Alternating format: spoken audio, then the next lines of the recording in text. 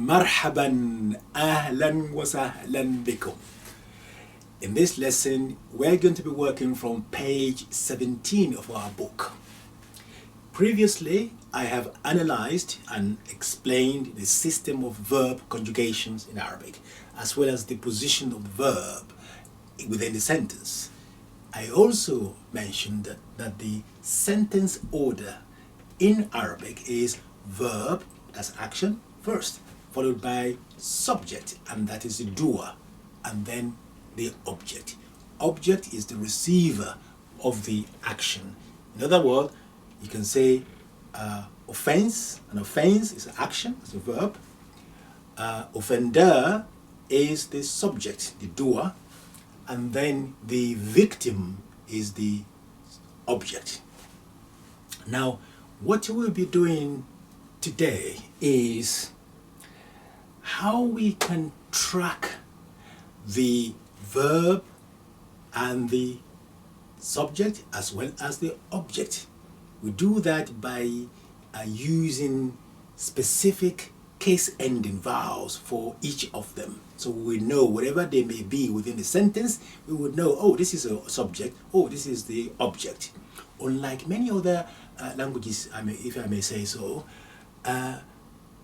Arabic, even if the subject and the object are not in the correct order, you can still track them. For instance, in English, if you want to say the teacher hit the students, it has to be in that order. Otherwise, the meaning of the sentence will be changed.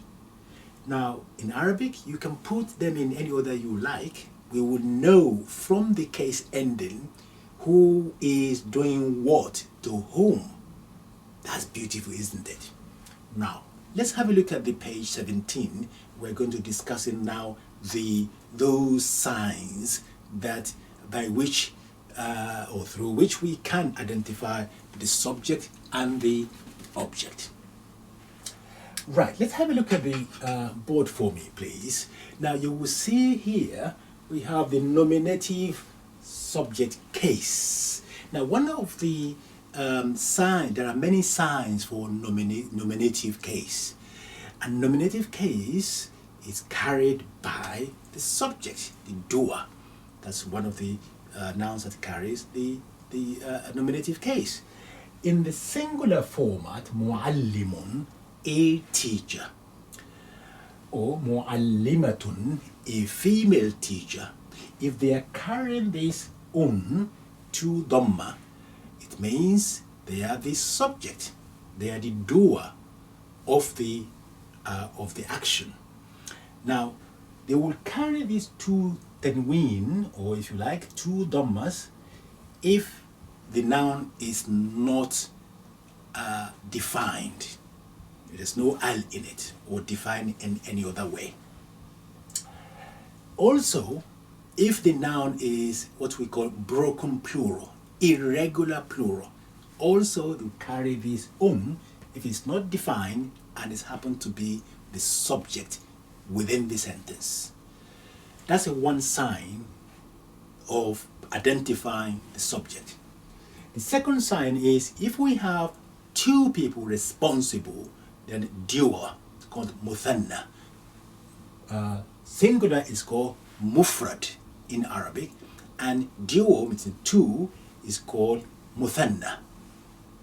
The ending will be this. We'll put the fatha, the last letter of the original noun, and then we'll extend it by using the alif and then noon with kasra, any ending. If you see anything carrying any ending, and within the sentence which has a verb, it probably will be, and that will be the sign to say, this is the subject, this is the doer of this action. So any ending like muallimani,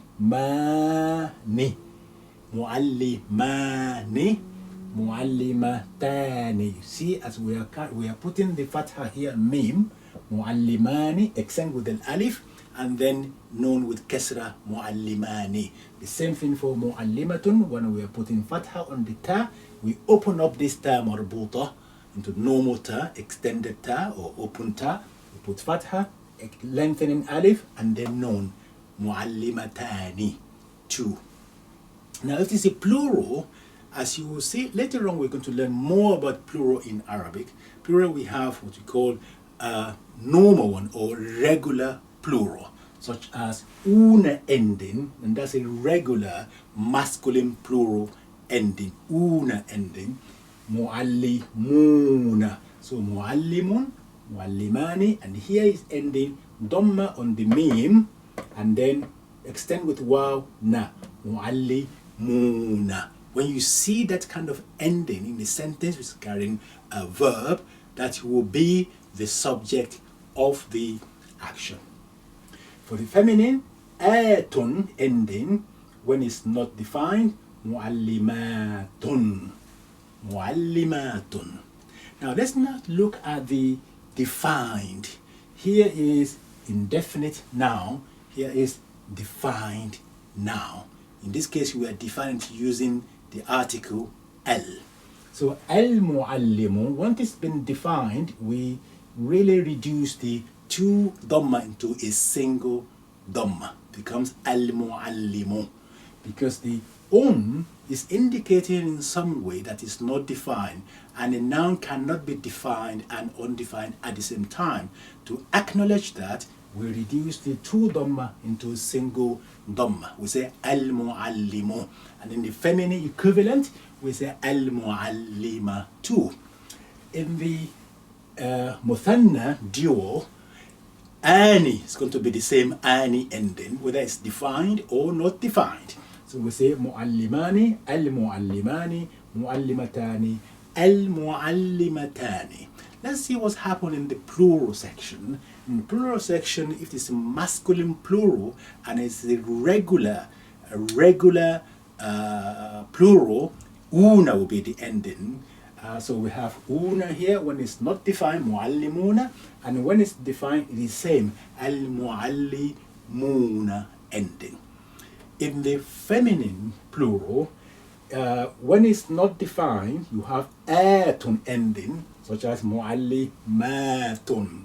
And when it's defined, we reduce, just as we did in the singular, we reduce the 2 dhamma to a single dhamma, and it becomes al-muallimatu.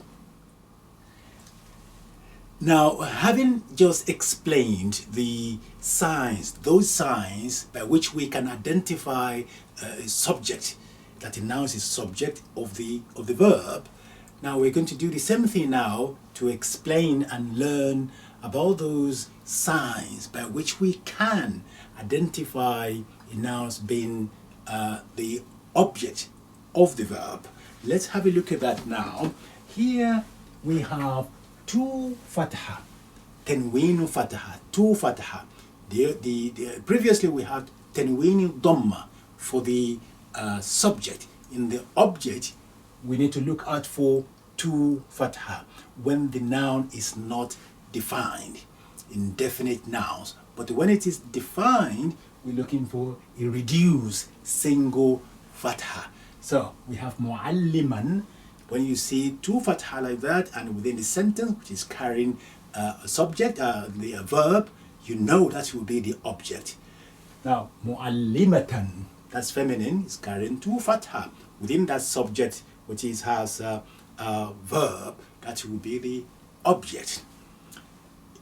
Don't you worry, we will illustrate this with the sentences so we can see clearly. Let's understand the mechanic of it first. Now, when it is defined, as you can see, we've now reduced the 2 fatha into a single fatha, al-muallima and al-muallimata as well. Now, in the duo, which is al-muthanna, this is a mufrad, singular, al-muthanna, which is duo. What is going to happen? In the subject, we have ani ending, fatha, and then lengthening alif, and then noon with kesra, ani ending. In the object, however, we have fatha. Instead of alif with lengthening, we have ya with sukun, so ay, and then the same noon with kesra, ayni ending. So we have muallimaini, as opposed to mu'allimani for the subject. The ending for the object, it will be mu'allimaini. Mu'allimataini, mu'allimaini, mu'allimataini. And that is whether it's defined or not defined, the ending will be the same. Aini ending. Al-mu'allimaini and al-mu'allimataini. Let's move to the jama, or the plural, or regular plural for masculine. And that is, ending will be ina ending. Previously in the subject, we end with una ending. Here in the object, that will be ina ending. So we have muallimina as opposed to muallimuna for the subject. For feminine, instead of atun, it becomes ati for the object. Muallimatin. So when it is defined, you say muallimina, indefinite, define al-muallimina, the same ending, ina ending, for regular masculine plural. In the feminine, regular feminine plural is atin when it's not defined, and it's ati, single e, when it is defined, just as we did in the singular. So we say, we reduced, in this case, these two kasra have been reduced now to a single kasra, ati, al-muallimati. And that again, that is mentioned for you here in the book on page 17. So this is the accusative. Now, subject in Arabic is called fa'il, al-fa'ilu, meaning the doer. And the accusative or object, which is going to be an accusative case ending, is called maf'ul, al-maf'ul. So we have al-fi'lu, and that is your verb. Al-fa'ilu, and that is subject, the doer. And then al-maf'ulu, and that is object.